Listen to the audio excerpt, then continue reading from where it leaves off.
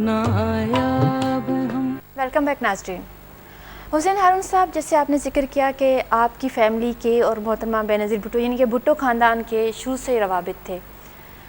आपने मोहतरमा बेनज़ीर भुट्टो को बचपन से ही देखा है। आपकी ख्याल में मोहतरमा बेनज़ीर भुट्टो की शख्सियत की क्या खूबियाँ थीं? एक वाज़ेह बात, आज कोई मुझसे फ़ोन पर बात कर रहा था तो वो शिकायत कर रहे थे कि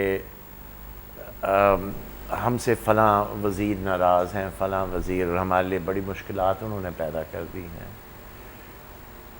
बेनज़ीर के दो दौर पहले हुए, किससे कोई बदला नहीं लिया, किससे तकलीफ़ नहीं दी, कि जैसे नेल्सन मंडेला को 50 साल जेल में रखा, उसकी ज़िंदगी गुजर गई जेल में, उसने कोई किससे बदला लेने की कोशिश नहीं की। माफ़ कर देना, छोड़ ये देना बहुत ऊंचे पैमाने पर मेरा ख्याल ये है हमारे मज़हब में भी इस मौजू पर वाज़ेह हिदायत दी गई हिदायत छोड़ है। दें।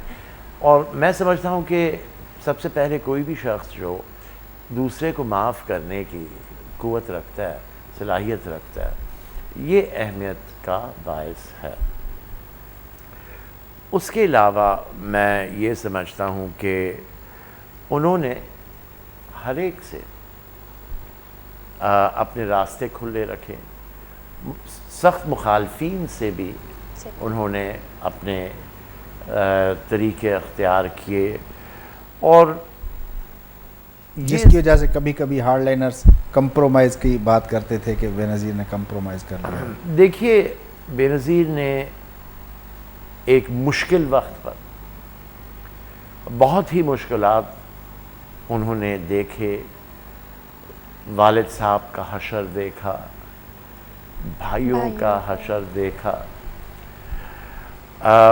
मैं ये समझता हूँ कि जिस दिन मुर्तज़ा का इंतकाल हुआ और वो अस्पताल आई, और अस्पताल के दरवाज़े पर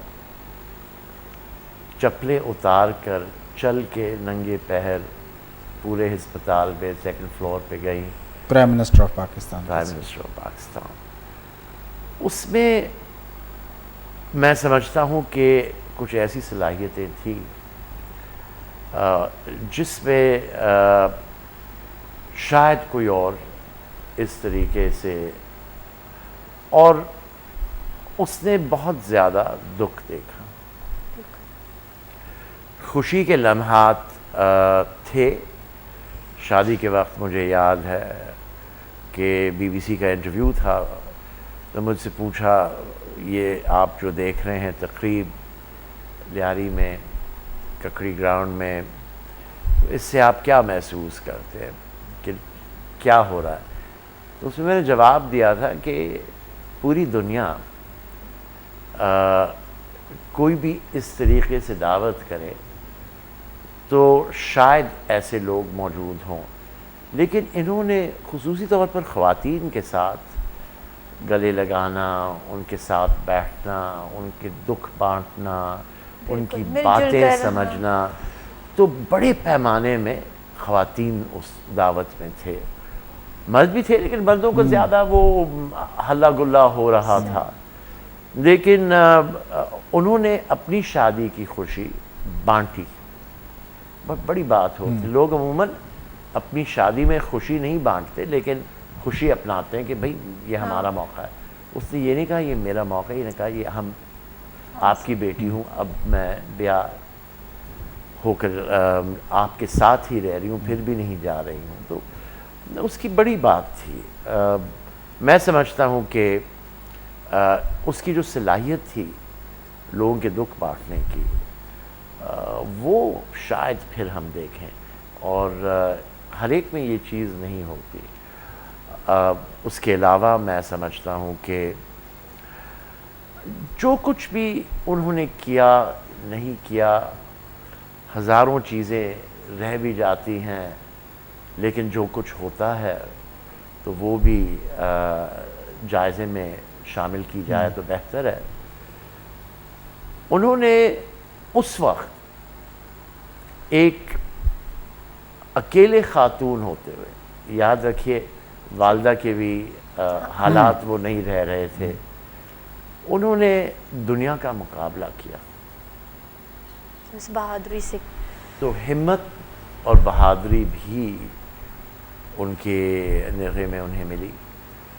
اور میں یہ سمجھتا ہوں کہ جبکہ بہت سے لوگ مختلف باتیں کرتے ہیں، آپ نے بھی کتابیں پڑھی ہوں گی، کچھ لوگ یہ بھی کہتے ہیں کہ بھٹو صاحب کو آخر وقت پر اسٹریچر پہ لے جایا گیا، مجھے نہیں پتا، میں تو نہیں تھا وہاں، وغیرہ وغیرہ، یہ باتیں کرتے ہیں. لیکن کوئی شخص بغیر کوئی شبے کے بے نظیر کے لیے کہتا ہے یہ ہمت تھی کہ آخر وقت تک کھڑے ہوتے ہوئے انہوں نے موت کو ہاتھ ہلاتے ہوئے دیکھتے ہوئے ایک ہندو نے لکھا تھا ہندوستان میں اس موضوع پر کہ 3 ایسی شخصیتیں ہیں جنہوں نے آنکھوں میں دیکھ کر اپنے قاتل کو ان سے گھومے نہیں. ایک انہوں نے گاندھی کا نام لیا جس نے بوس کو دیکھتے ہوئے انہوں نے انہیں ان کو پتا تھا میری موت آنے والی ہے لیکن وہاں سے ہٹے نہیں. ہاں جی. پھر اس نے نام حضرت علی کا بھی لیا کہ مسجد میں جاتے ہوئے قاتل کو خیر عافیت پوچھتے ہوئے اندر گئے، جانتے ہوئے کہ یہ دشمن ہے میرا. اور انہوں نے بھی جانتے ہوئے کہ دشمنی ہے چاروں طرف سے، کھڑے ہو کر پھر بھی آخر وقت تک موت کو آنکھوں میں دیکھ کر گریز نہیں کیا. تو یہ بڑی باتیں ہیں ہر ایک کے نصیب میں.